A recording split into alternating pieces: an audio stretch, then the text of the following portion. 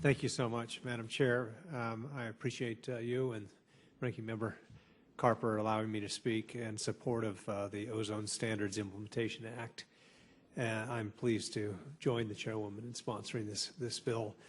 Since I testified last June on ozone reform, the EPA finalized its rule on the ozone emission standard at 70 parts per billion.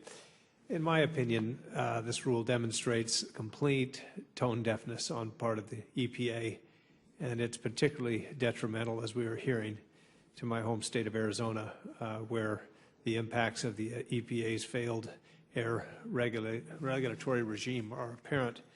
With these costly compliance requirements, this rule will burden counties and businesses already working in good faith, as we've heard, to meet the previous standard. I'm particularly pleased to see Glenn Hammer here representing the Arizona Chamber, giving a perspective from Arizona businesses that are trying in good faith to meet these standards, but we're very much in the case of the EPA changing the rules in the middle of the game.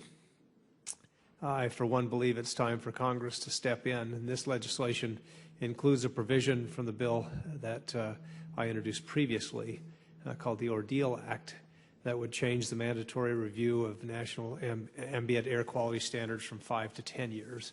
Among other provisions, the legislation also phases in implementation of the 2000 and 2015 ozone standards, extending the compliance date for the 2015 standards to 2025.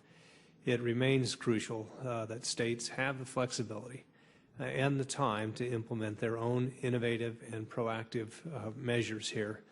Now, in response to the EPA tightening the standard despite public outcry, I introduced a congressional resolution that would permanently halt the implementation of EPA's final rule on ozone tightening.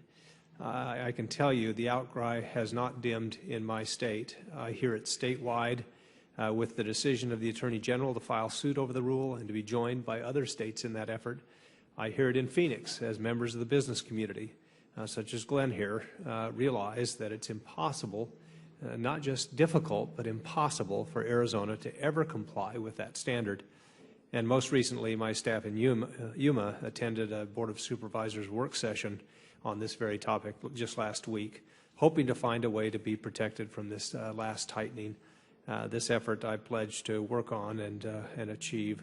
I'm pleased that Congress is focusing on this and other legislative remedies. I'm committed to pushing this legislation and will continue to introduce provisions providing regulatory relief and flexibility to lessen the impact of this devastating rule on Arizona's community. With that, Madam Chair, thank you so much for allowing me to speak.